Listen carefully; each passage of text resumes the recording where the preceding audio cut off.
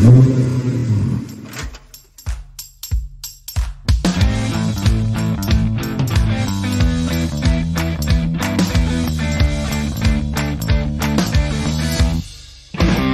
chers passionnés. Après la réalisation du rêve de Constance, aujourd'hui, Victoire va présenter à Joy les besoins liés aux émotions.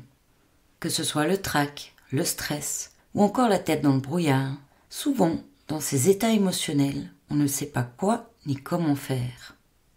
L'une des solutions est écouter et reconnaître ses émotions, ce qui a pour conséquence de nous ramener à la motivation, au plaisir et à la sérénité. En somme, cela nous permet de revenir à 100% à ce que l'on fait au moment présent.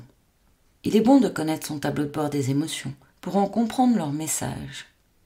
Joy est exaspéré par ses émotions changeantes. Il souhaite mieux les comprendre. Il s'est donné comme défi d'affronter la situation pour passer au prochain niveau, en brisant sa spirale négative, en sortant de ses mauvaises habitudes et en reprenant le contrôle de son attention et de ses pensées. Après l'écoute de cette spéciale, tu auras les bases pour créer ton tableau de bord des émotions. Joy vient voir Victoire pour une séance afin de mieux comprendre ses états d'énervement, de stress et de réaction inappropriées. Ensemble, ils établissent un tableau de bord en identifiant les interférences. Quand Joy arrive sur les lieux dans la pièce d'attente, il explose intérieurement d'impatience. Joy se dit « Bon, de toute façon, je vais passer à la respiration dès que je rentre dans la salle. Alors autant commencer maintenant. Qu'est-ce que je fais d'habitude ? Ah oui, la respiration abdominale. Après 3 respirations, inspiration et expiration plus longues, Joy se sent moins tendu. Puis, il applique la pratique de la cohérence cardiaque avec une respiration au niveau du cœur. Ah, ça va mieux. Je commence à reprendre mes esprits. Le volcan dans le ventre se calme. Et j'ai enfin lâché ce tourbillon infernal qui tournait dans ma tête. Qu'est-ce que me suggère Victoire déjà dans ces moments-là d'impatience ? Ah oui, la pleine conscience. Observer le lieu où je me trouve. Les yeux rivés sur le sol, Joy apprécie ce magnifique parquet massif, aux multiples dessins géométriques qui sont en harmonie totale. Puis, son regard commence à quitter le sol, pour monter le long des murs d'une douce couleur blanc cassé, et arriver sur ce haut plafond, mis en valeur par de belles rosaces blanches. Ah, les ancêtres à l'époque, ils savaient réaliser de beaux lieux où on se sent bien. Tiens, Victoire arrive pour m'accueillir dans la salle de réunion. Salut Joy, comment vas-tu ? Ouf, je suis au bord des nerfs et je m'énerve pour un rien. Ça commence à vraiment me prendre la tête. Aurais-tu une solution miracle, Victoire ? Non, Joy, tu sais bien qu'ici, aucune potion magique. Nous ne sommes pas dans le monde d'Esmeralda, ni dans celui d'Harry Potter. Oui, je sais. On est dans le monde de la responsabilité. Et en même temps, un peu de magie serait bien sympathique. La magie, n'est-ce pas l'âme qui agit ? Bref, je n'y comprends rien à comment ça marche. Je me laisse complètement dépasser par les événements et je cumule les erreurs. J'aimerais que ça s'arrête, ça me saoule. Laisse-toi traverser par elles, Joy. Elles sont présentes pour une bonne raison. C'est ainsi, les émotions font partie de nous, l'humain. Nous avons tous ces montagnes russes dans la vie. Cependant, chacun l'exprime de façon différente. Pour débuter, connais-tu les 5 émotions majeures, Joy ? Ah, vraiment ? Il n'y en a que 5 des émotions de base ? Je pensais qu'il y en avait des dizaines, même plus. Eh bien, il se présente plusieurs théories. Cela dépend des études neuroscientifiques. Celle que je vais te partager parle seulement de 5 racines, avec tout un panel de graduations. L'aspect le plus important est que chacune de ces émotions est un message qui, s'il n'est pas écouté, amplifie l'émotion jusqu'à une réaction de soi-même qui peut nous pousser à l'extrême. Comme les spécialistes le démontrent, toute personne soumise à un stress intense, face à un enjeu, à la nécessité de performer, sous pression, n'ont pas toujours la capacité à rester zen. Il en résulte parfois des pétages de plomb, souvent comiques, voire parfois tragiques. Comme l'illustre bien la réaction de Zinedine Zidane durant la finale de la Coupe du Monde 2006, avec ce mémorable coup de tête, ils en ont même fait une sculpture. Ou encore le fameux bad boy du tennis, John McEnroe, avec ses pétages de câbles spectaculaires. Ah oui, je vois bien ce que tu veux dire. Cela me rappelle notre gentleman Roger Federer, qui a perdu son sang-froid et brisé sa raquette à Miami en 2009, face à Djokovic. Pour mieux comprendre nos comportements face à ces situations, il est bon de discerner chacune d'elles, Joy. On reviendra plus en détail sur la colère dans la prochaine spéciale. En attendant, pour commencer, je te propose de visiter les différentes sortes d'émotions en réalisant ton tableau de bord. Joy écrit dans sa mallette du performeur en section 1 la gestion des émotions. Puis, il ouvre une nouvelle page dans son carnet de bord. Victoire, je te laisse dessiner sur ton carnet un demi-cercle avec 5 sections en éventail où tu peux inscrire dans chacune des portions les 5 émotions majeures. Connais-tu les 5 émotions de base, Joy ? Je dirais la colère, ça me parle bien, en ce moment surtout. La peur, la tristesse. Oui, Joy, ainsi que le dégoût et enfin la joie. Ah oui, quand même du positif. J'ai fortement tendance à oublier le positif dans ces moments-là. Oh, c'est souvent le cas pour nous tous. Pour la plupart, on a tendance à bloquer sur le négatif et à oublier les aspects positifs du contexte. Chaque famille d'émotions comporte une multitude de nuances secondaires, comme par exemple la honte, l'ennui, la gêne, la confusion. Je te laisse noter les émotions qui te viennent à l'esprit durant cet exposé. Oh oui, c'est très intéressant, Victoire. Peux-tu m'en dire plus ? Avec plaisir. Examinons la joie en premier. Elle nous indique de continuer ce que l'on réalise, puisque c'est un bienfait qui nous épanouit. En somme, notre psychisme nous indique de mémoriser l'action qui a créé cette joie, cet enthousiasme, pour répéter l'action autant de fois que possible. Elle nous indique aussi qu'on est sur le bon chemin. D'autant plus que les nuances en sont, entre autres, la passion, la motivation, l'enthousiasme et bien d'autres. En d'autres termes, cela remplit notre pile et nous fait le plein d'énergie.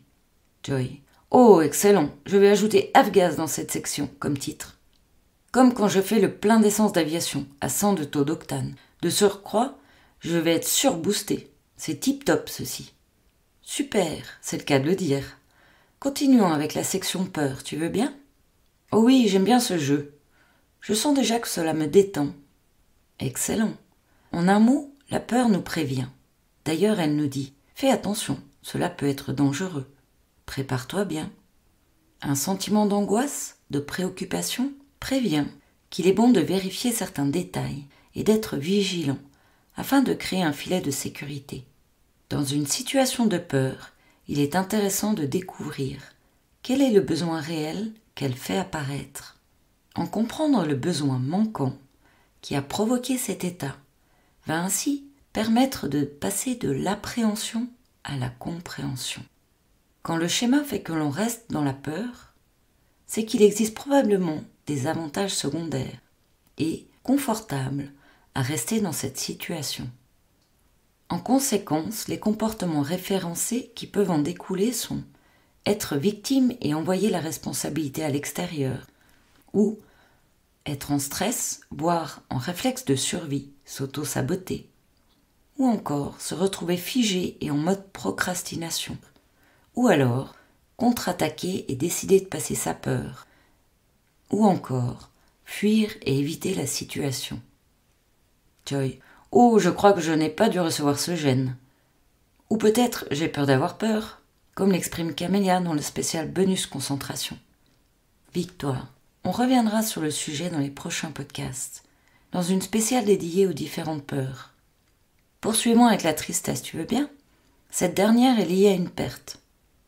Joy. Ah, comme quand j'abandonne une course, je suis déçue, triste, avec ce sentiment de manque et de vide intérieur et de non-accomplissement. Oui, c'est tout à fait cela. Ou encore la perte d'une personne, d'un objet auquel on tenait beaucoup, ce qui nous met en chagrin, en peine. Parfois, cela peut aller jusqu'à l'abattement. Peut-être est-ce une occasion ratée ou un sentiment de déception. On ressent alors une certaine perte, un manque au niveau affectif. Le besoin qui en ressort est de retrouver quelque chose de perdu. Cela peut se traduire d'une autre façon. Tu perds la course et peut-être en même temps de la confiance en tes capacités. Par contre, tu as appris quelque chose, tu as gagné en expérience. Quant au dégoût, Il indique une répulsion en rapport à un geste, une idée, une valeur.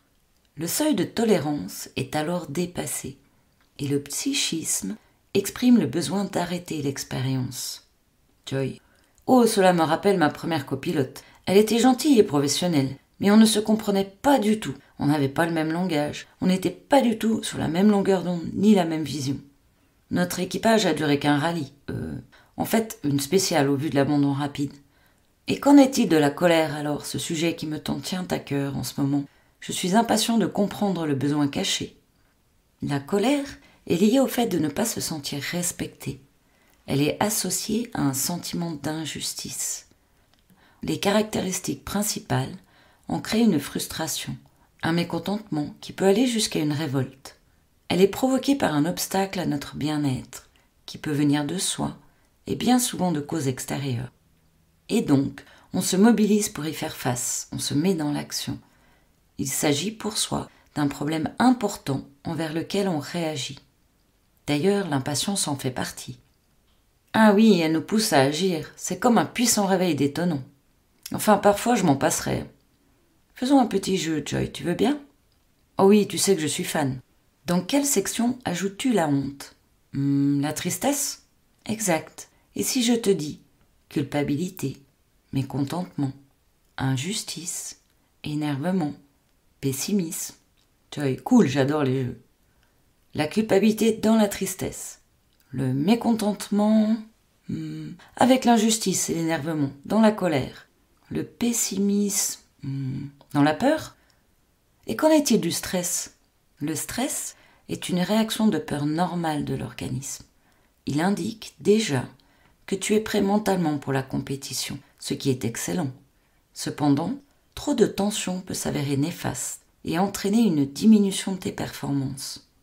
Il existe des techniques de régulation des émotions, comme on l'a vu avec la respiration abdominale, la cohérence cardiaque et revenir au moment présent. Toutefois, ces dernières peuvent ne pas suffire. Dans ce cas, il s'agit de comprendre les raisons intérieures de la venue du stress. C'est ce que l'on va voir un peu plus tard dans la spéciale dédiée aux peurs. En construisant ton tableau de bord des émotions, tu te focalises sur l'écoute de tes émotions et non leur maîtrise, car elles ont une raison, un message à te passer, qui t'est bénéfique pour atteindre ton but. Réguler ces émotions, c'est avant tout apprendre à se connaître et croire qu'il est possible d'agir d'une façon plus appropriée pour soi. Pour cela, il est nécessaire de sortir de ses habitudes et de se donner les moyens d'agir de façon différente qu'auparavant. Il est fondamental d'être attentif à ce qui se passe dans ta tête, à tes réflexions, à tes pensées, et aussi dans ton corps, dans ton environnement. Le concept qui en découle est être conscient de ses sentiments et de ce qui se passe. Joy. Ah, en fait, on ne parle pas de contrôler ses émotions alors. En d'autres termes, on apprend à les reconnaître, à les nommer, et cela nous permet de les apprivoiser. Victoire. De surcroît, les émotions sont comme des sondes qui font afficher les voyants sur notre tableau de bord. Du sang voyant au vert, passant par l'orange, allant parfois jusqu'au rouge. Ah oui, en d'autres termes, c'est comme quand il ne reste plus d'huile dans le moteur. Le peu qui reste chauffe et le moteur aussi. Et on se retrouve dans le rouge. C'est le sapin de Noël sur le tableau de bord. Exact. En ce qui concerne notre psychisme, c'est la même chose. Il nous envoie des signaux d'alerte, au point que si on pousse trop loin le bouchon, cela peut déclencher des crises de rage. L'aspect le plus important dans ce cas est de s'écouter et de comprendre ses besoins, ses émotions, ce qui est propre à chaque personne. Et pour revenir à l'environnement, il est reconnu que les personnes qui connaissent le plus de succès avec régularité savent qu'ils n'ont aucun contrôle sur les événements. Ils œuvrent constamment sur leur capacité créative à mieux répondre aux événements. Ah oui, on l'a vu dans la spéciale du flow. Concentrer son attention et son énergie à être créatif, avec des réponses bénéfiques aux événements, ainsi que tous les autres imprévus à venir. Pouf! Si seulement on avait appris cela enfant, cela serait tellement plus facile maintenant dans la vie de tous les jours. 100% responsable de notre vie, de nos choix, de nos actions, de nos comportements. En effet, Joy, observer choisir et décider. Là est l'une des clés de la gestion émotionnelle, ainsi que de créer de nouvelles habitudes. Joy, comme disait un certain personnage, être maître de sa destinée commence par notre état d'esprit. Je commence à bien l'intégrer, que c'est le sens que nous donnons aux événements de la vie qui détermine notre qualité de vie et de performance, et pas les événements eux-mêmes. Changer l'histoire que je me raconte et tout devient plus facile.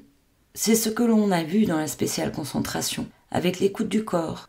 Quand je suis fatiguée, que je ne me suis pas écoutée, je deviens à fleur de peau. Dans ce cas, le fait de ne pas avoir écouté mon besoin de repos, de nourriture ou autre, enclenche une réaction d'injustice vis-à-vis de moi-même, et du coup d'agacement.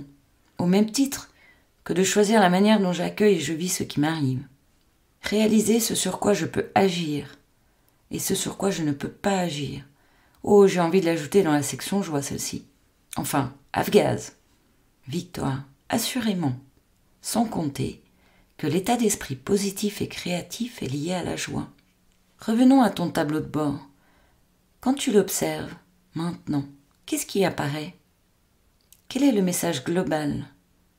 Ce qui en ressort, c'est que je ne pensais pas que la peur était aussi présente et surtout liée au stress, ni quelle était l'origine du brouillard dans ma tête, et encore moins des angoisses. Et maintenant, cela m'apparaît comme une évidence. C'est une vraie révélation, moi qui pensais ne pas être touchée par la peur. Super, Joy, laisse infuser cela pendant quelques jours. Te rappelles-tu du besoin de chaque émotion originelle? Attends, je les ai notés dans mon carnet de bord. La tristesse est liée à une perte. La colère est liée à l'injustice, tandis que le dégoût indique d'arrêter quelque chose. Et enfin, la joie amène le plaisir et la motivation. J'oubliais. La peur est un avertissement ou une zone de confort à dépasser. Décidément, cette peur, j'ai bien besoin de la bosser. J'ai même tendance à l'éviter. C'est marrant. Super, Joy. Ajoute ces définitions en titre de chaque section.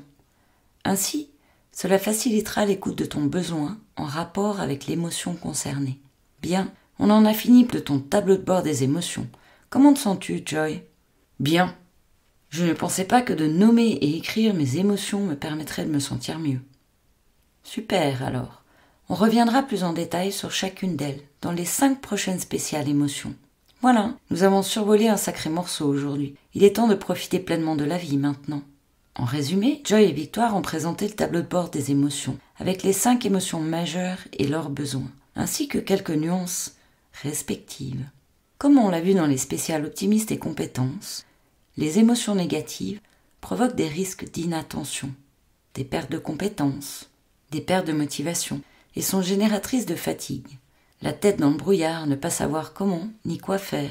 Le cerveau parfois par ailleurs, au lieu d'être dans le corps, à suivre le même mouvement.